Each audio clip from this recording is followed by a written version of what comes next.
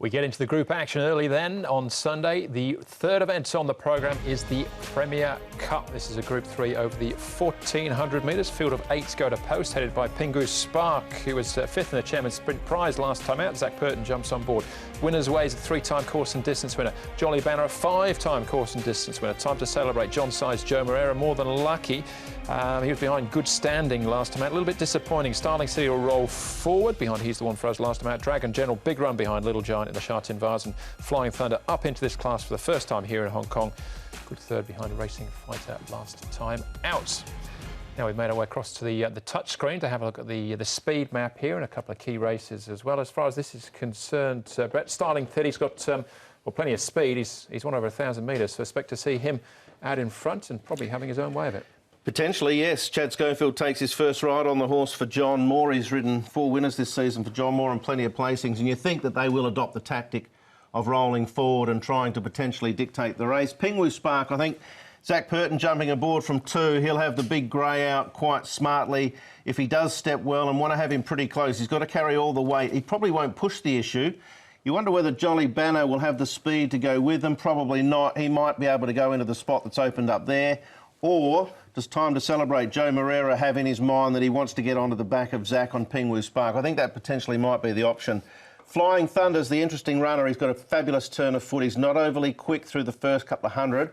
Dragon General's been hitting the line well too, but I think you can guarantee they'll be back. And Winner's Way, just not racing with a great deal of enthusiasm at this stage of his career towards the end of the season. In the earlier days of his racing, he might have been up there, but not lately. All right, just the 8, but a good 8, Paul, here in the first of the group race. Yeah, it's a fantastic 8 here, isn't it? Let's have a look at the first one we're going to look at here, and it's More Than Lucky. He moves nicely here.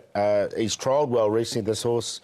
He's run second off a similar rating before, actually, and barrier 1, he should get a nice run, and his work's been good leading into this contest. As you say, only the 8. Starling City, nice easy work for him down the back straight. Wasn't asked to do too much. Steps up to 1,400 metres for the second time. He has had one placing over that 1,400 metres when he ran third, and his work's been pretty good down this back straight. And Flying Thunder, he'll have all the weight concession here. Comes in with a very light weight, and his run's been pretty good. He'll just want some pace, and I think is the key to him. And he moves nicely enough. Does Flying Thunder, stepping up to 14. Yeah, Grant might struggle with the 1-1-3, so looking out for some overweight there. But let's hear from the man himself, Grant van Neerkoek, will ride Flying Thunder. Grant Flying Thunder, you've been riding him over 1,200 metres at his last couple of runs. Based off how he was finishing off last time, is he now looking for the extra distance? Yeah, I would think so. Look, he is a horse that doesn't like to be pressurised early on, so he's got a lovely turn of foot, and look, it's a smallish field this time, and as long as he's travelling comfortably with me, he'll have a good finish again. Yeah, it's my best run of the day, and I'm hoping I can have my first Group winner in Hong Kong. Certainly be a good way to finish off the season for you. Yeah, 100%. You finish on a high like that, you'd come back next season with some confidence. So yeah, I'm looking to finish off strong. Field of 8, tactically, it looks interesting on paper. What did you make of it? Not much pace, but although look, his turn of foot is pretty good. So if I pressurise him early on, he doesn't seem to enjoy it. He showed that in his early couple of starts. So I'll just ride him with a little bit more confidence, and hopefully they go decent, sort of enough pace for me. So you're drawn a better gate, but given what you've said about his turn of foot and how he doesn't like to be pressurised, can you not really make the most of that? Yeah, of course. Look, I'll have him a little bit closer with that gate, but as I said, obviously just not pressurising him. I'll try have him as close as I can as to how the paces run, and yeah, I'm pretty sure after that he'll give me a good kick. He's got 1-1-3 to carry. What's your diet like from now heading into Sunday? It's not too bad. I am a natural lightweight, but I just take it obviously easy. There you go. Grapes and caviar for me. Yes. This horse has won over 1,400 metres in the UK. He has, no doubt. He's going to obviously produce that turn of foot with a light weight. That's the positive for him. But all of these horses are capable of reeling off good final sectionals when you get into Group 3. So giving away a start will be a little bit of an issue for him. But you know, he's going to be the hardest to hold out late, I would imagine. I think next season, give him 6 months, he could be potentially, you know, right up there close to the big boys. Yeah, I think he's got a really good chance in this race. He's got the light weight. Waiachi Penko, so the 1400 shouldn't be a problem. As you say, it's one over that distance in the UK. It's just if the race is run to suit, just he won't want a muddling pace. All right, well, the horse that will be setting that pace, we assume, might get some pressure from Pingu Spark, though, is Styling City, as we zone in on him on this effort last time out. Yep, and he's a lovely young horse, a 3-year-old still himself, turning 4 in the off-season. He won his 2 starts from 3 last season, and he's progressed right up to 98 this term. This will be his second run over this distance, where I thought he ran a creditable race behind He's the One for Us. He obviously didn't back up. I think he'd probably bounced a little bit, He's the One for Us, second up. But he's had one go in the class and finished second too. So he's another horse that in 6 months' time is going to be more the fully furnished product. But this is not an overly strong Group 3, so a definite hope he'll be at the right end. Yeah, I agree. I've got him in there as well. 1400's interesting once again because he's just saw it there. He seemed to cope okay with the 1400, but his best runs have been over 1,000. So be interesting to see if he can dictate out in front. Yeah, just ran out of room a little bit late there.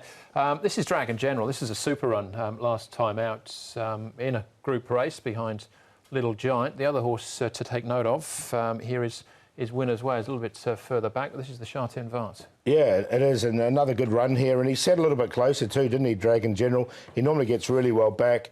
He's a sort of horse that always gets underestimated, I think. He always goes out at decent odds. He's double figures once again, and he did show he's up to this grade with his second as well. Look, I haven't got him in again, but it wouldn't be surprised if he ran a good race. He's racing really well. He's 7-year-old now, but he's got a good kick. You can see there he gave Wishful Thinker the go-by in the final stages. So, and Little Giant obviously has run great races at Group 1 level set weights earlier on in the year. So it's a very strong form line. I looked at him and thought, like Paul said, probably most people underestimate him a little bit, but he's a genuine chance in the race of filling the frame. Yeah, he was in for me on that occasion. He goes in again. That's Dragon General. Who have we got here back at the trials? This is Pingu Spark, the big greys. He had a great season, 2 seasons ago now, but hasn't really managed to go on with it. Look, he's had 8 starts this season, and his best has been a couple of fourths. He's only a Class 2 winner here in Hong Kong. He went up the grades really quickly. He got into these group races, and he's just sort of finishing 5th, 6th and that. It was a good trial here. Look, Zach Purdon's on him. You're going to have to take a short price. I left him out. I've got him in. I think he'll be there, but Paul's made some good points. He's had, and you did as well, Andrew, he's had a fairly ordinary last 18 months. He also had colic at the start of June. However, it wasn't a serious bout. He was passed only 9 days later. Gone back to the trials, we know he's a bit of a barrier rogue, so there's a lot of negatives around him. But, you know, down here into Group 3, he's been Group 1, Group 2 at his last couple. He'll be forward. He'll be there for a long way. All right, that's more than lucky. This is time to celebrate, and further out is Winner's Way, again back at the trials. Well, Time to Celebrate's had some issues as well, a lame right foot, and he's had a foot abscess, so he's had a little bit of a break, a couple of months off, but Joe Moreira will give him no doubt a nice drag into the race. I think, you know, he can probably fill some minor money in the race if he gets the right type of run. I've got him on top, actually. Like, this trial's horrible, but he always trials really badly on the all-weather, and I think he's come into this race with a little bit of freshen up. He's had those issues, and his track work on the grass has been good. So, look, he's been up for a while now, so yeah, I'm going to side with him. Yeah, Winner's Way, he had a win earlier on in the year, but going through the motions a little bit, I think potentially he's a bit tired, but sometimes things can bob up here when we get towards the end of the season, Andrew, but we'll see how it unfolds. All right, Flying Thunder favourite, Paul, where does he figure for you? Second, I've got him in there for second. I think he'll run a really good race. I just don't know if he's going to totally get this race run to suit. So I went with Time to Celebrate. When he did win 3 starts ago with an 8-runner race, it was a really impressive one. I'm not too worried about that trial. Flying Thunder, the horse to beat, as we mentioned. Styling City from the front. And More Than Lucky comes in with a good trial win. We just saw that. 4, 8, 6 and 5. Yeah, I'll tip Flying Thunder, but there are a couple of things that go against him. There's a couple of positives as well. So I don't think he's any even money chance. What is he at the moment? 3.1.